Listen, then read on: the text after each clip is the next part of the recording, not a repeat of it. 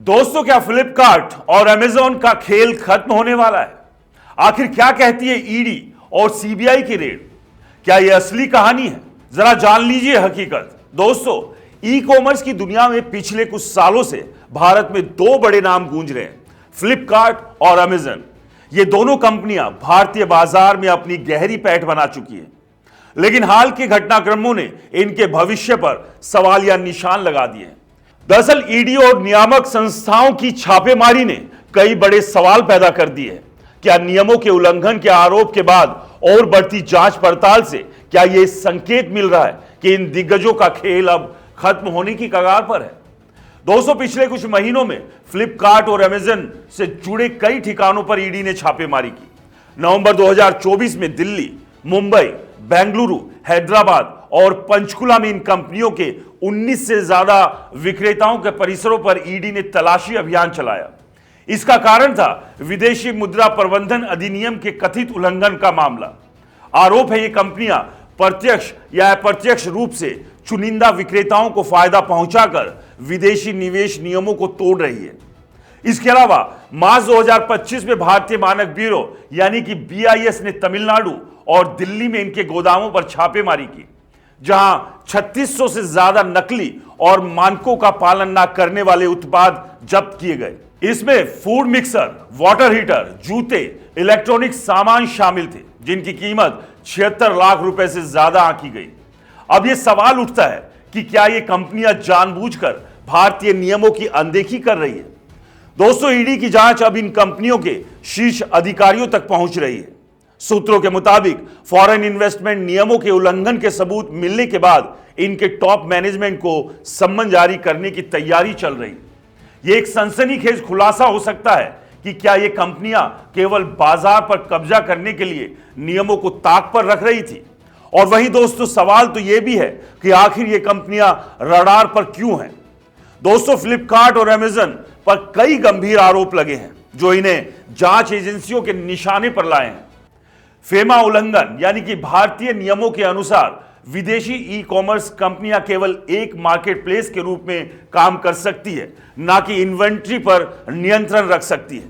लेकिन आरोप है कि ये कंपनियां अप्रत्यक्ष रूप से कुछ चुनिंदा विक्रेताओं को नियंत्रित कर रही है, जिसमें एफडीआई नियमों का सीधा उल्लंघन हो रहा है।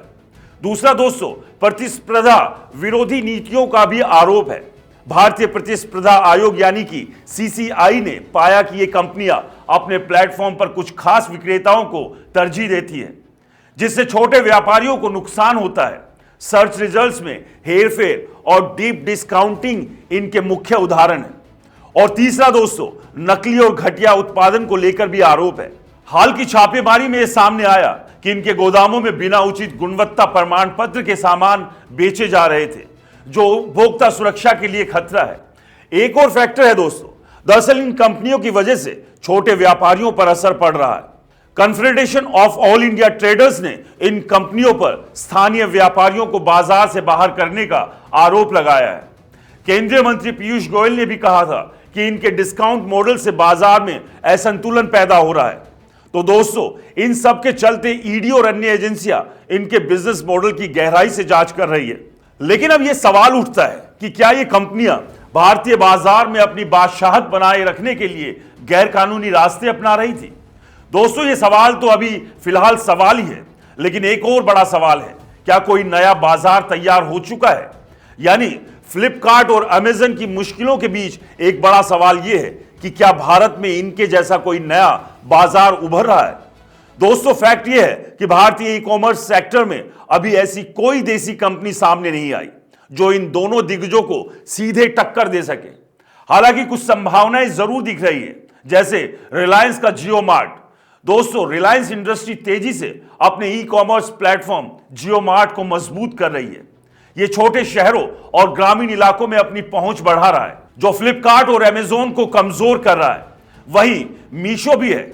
सोशल कॉमर्स मॉडल के साथ मीशो भी तेजी से उभर रहा है, खासकर टियर 2 और टियर 3 शहरों में।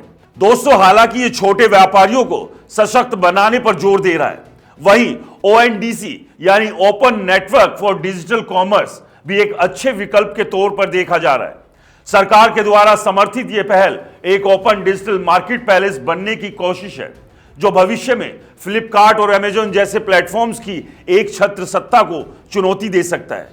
हालांकि अब ये प्लेटफॉर्म्स उस स्केल और संसाधनों तक नहीं पहुंचे हैं जो फ्लिपकार्ट और अमेजन के पास है। डेटाम इंटेलिजेंस के अनुसार 2024 में फ्लिपकार्ट की बाजार हिस्सेदारी 32% और अमेजन की 24% थी। इनके मुकाबले नया बाजार अभी फर्स्ट स्टेज में ही है। अब जरा असली खेल क्या है, जरा इसको भी आप जान लीजिए। दोस्तों, एक चौंकाने वाला खुलासा यह है कि ईडी की जांच में इन कंपनियों के कुछ विक्रेताओं के साथ पिछले 5 साल के कम्युनिकेशन और बिजनेस डेटा की पड़ताल हो रही है।